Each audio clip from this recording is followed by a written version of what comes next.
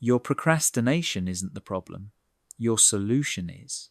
Most people think procrastination is laziness. But here's what they miss. It's not a character flaw. It's friction. And Japan doesn't fight procrastination with motivation. It removes the resistance. I've spent years studying Japanese productivity systems, and here's what surprised me most. They never rely on willpower. They don't wait for inspiration.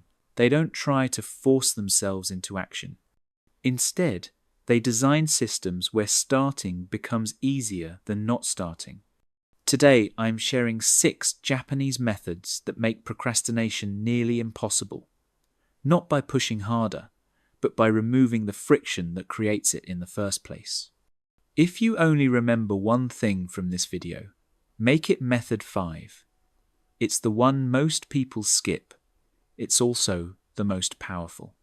These aren't hacks. They're principles refined over decades in factories, offices, and homes across Japan. And they work because of one simple truth. When the path is smooth, movement happens naturally. Let's start with the most counterintuitive one. Method 1. Start before you're ready. Here's what most people do. They wait. Wait to feel motivated. Wait for the perfect moment. Wait until they've planned everything out. Japan teaches the opposite. Start ugly. The first action doesn't need to be good. It doesn't even need to be right. It just needs to exist. Because here's the secret. Inertia is your real enemy. A body at rest stays at rest. But once you're moving, even slightly, momentum takes over. A software engineer I coached couldn't start documentation for weeks. The thought of writing a complete technical guide felt overwhelming. So we changed the goal. Just open the document. That's it. Just open it. No commitment to write. No pressure to finish. Just one tiny action. What happens next is almost automatic. He typed one sentence, then another, then he fixed a heading. 30 minutes later, he had 3 pages done. This is how Japanese factories approach production problems. They don't wait for the perfect solution. They make one small improvement today, knowing it will reveal what to do tomorrow. The lesson? Don't wait to feel ready. Take the smallest possible first step. The resistance disappears the moment you begin. That's one piece of friction removed. Method 2. Shrink the task. Kaizen. Now, let's talk about why tasks feel so overwhelming in the first place. It's not the work itself, it's how we frame it. When you tell yourself, I need to clean the house, your brain sees one massive, exhausting project. Of course you procrastinate. Who wants to commit to hours of work? Japan uses Kaizen, continuous improvement through tiny steps. Instead of cleaning the house, you clean one shelf. Not the kitchen, not even one room, one shelf. The coffee mug shelf. Literally 3 items. 5 minutes maximum. Here's why this works. Big goals trigger resistance. Small actions feel safe. And once you complete that small action, something shifts. You've already started. You have momentum. The next shelf feels easier. I've seen people apply this to everything. Instead of go to the gym, they put on gym clothes. Instead of write a book, they write 1 paragraph. Instead of learn Japanese, they review 5 flashcards. The task hasn't changed, but the mental friction has disappeared. Kaizen isn't about lowering your standards. It's about removing the psychological barrier that keeps you frozen. Because the truth is, 1 small step done calmly beats 10 big steps done never. That's 2 pieces of friction removed. Method 3. Use rituals to trigger action. Here's a problem most people don't realize they have. They waste mental energy deciding when to start. Should I work now or after coffee? Maybe after checking email What if I wait until I feel more focused? Every decision is friction, and friction creates procrastination. Japan solves this with rituals. Same time, same place, same starting action, every single day. Not because it's romantic, because it eliminates choice. When you create a ritual, you remove the decision. Your brain stops asking, should I? And just starts. It becomes automatic, like brushing your teeth. Here's how to build one. Pick a specific time. Pick a specific location. Pick a specific first action. It doesn't matter what it is, as long as it's consistent. Maybe it's sitting at your desk and lighting a candle. Maybe it's opening your notebook and writing the date.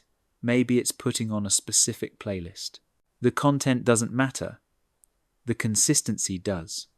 A designer I know couldn't start creative work without procrastinating for hours. Then she created a ritual. Every morning at 7 a.m., she'd make matcha tea, sit in the same chair by the window, and open a blank Figma file. No pressure to design anything good, just the ritual.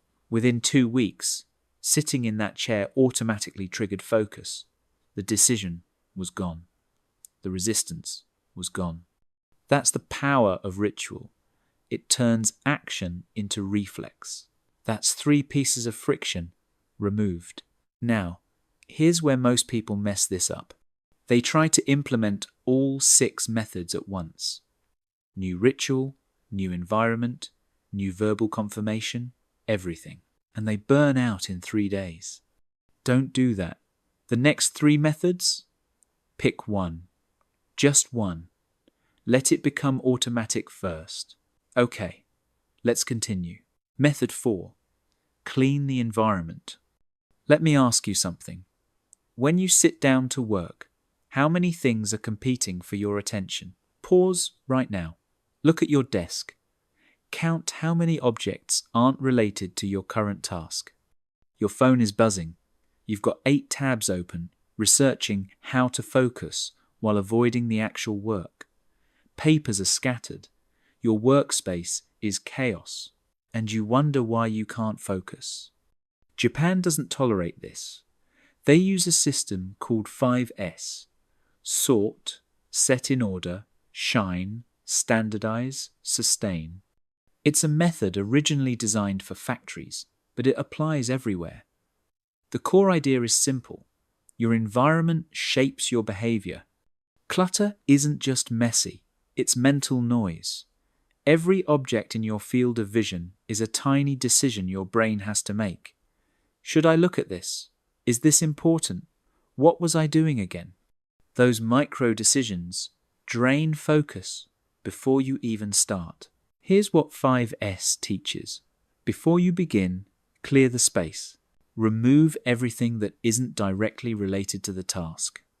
No extra notebooks, no random cables, no half-empty coffee cups, just the essentials. When I apply this, the difference is immediate. A clean desk feels calm. A cluttered desk feels overwhelming. And your brain responds accordingly.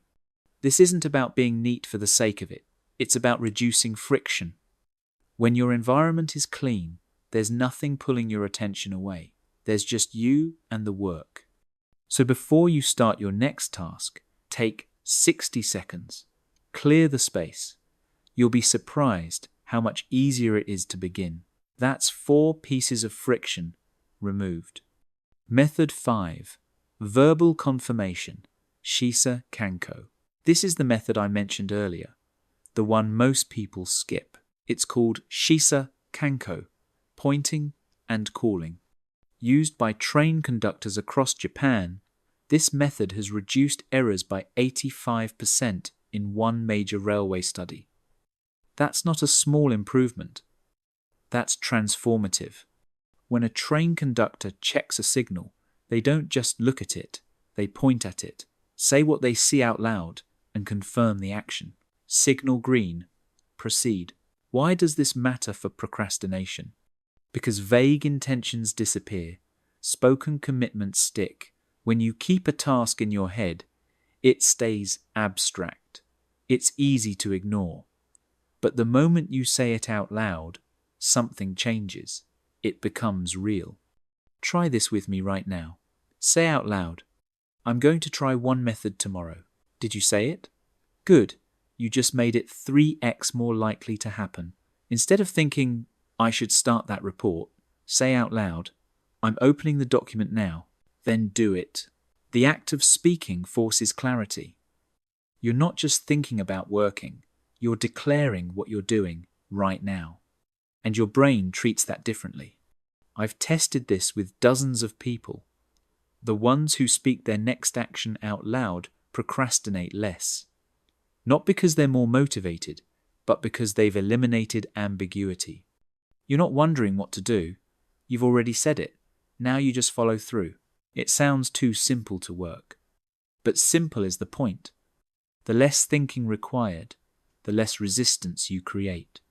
That's 5 pieces of friction removed. Method 6. Stop before burnout. Harahachi-bu. Here's where most productivity advice gets it wrong. They tell you to push through, finish strong, work until it's done, and that's exactly how you train yourself to hate starting. You know that Sunday night dread? That feeling of, "I don't want to start the week"? That's your brain remembering Thursday's burnout. It's remembering the exhaustion, and it's protecting you by creating resistance. Because if every work session ends in exhaustion, your brain learns one thing: work equals suffering. So next time, it resists even harder. Japan has a concept called Harahachi-bu. It comes from Okinawa, one of the world's blue zones where people live past 100. It means eat until you're 80% full. Not stuffed, not starving, just comfortably satisfied. The same principle applies to work. Stop before you're drained. When you still have energy left, when you still feel good, that's when you stop, because that feeling carries over. Tomorrow, when it's time to start again, your brain remembers. Work felt fine. It wasn't torture. You can do it again. This is counterintuitive. We're taught that discipline means grinding until there's nothing left. But that's how you create resistance. That's how procrastination starts. If you stop while you still have momentum, you'll want to come back. If you stop when you're burnt out, you'll dread it. So set a timer. Work in short bursts, 25 minutes. And when the timer goes off, stop. Even if you feel like continuing. Especially if you feel like continuing. Because the goal isn't to finish today. The goal is to make tomorrow's start easy. That's 6 pieces of friction removed. Procrastination isn't a personality problem. It's a systems problem. And when you fix the system, the resistance disappears. You don't need to be more motivated. You need to make starting easier. Start before you're ready. Shrink the task. Build a ritual. Clean your space. Say it out loud. Stop before you burn out. These are the methods Japan has refined over decades, not through force, through design. Because the truth is, small steps done calmly will always beat big efforts done never. So here's your challenge.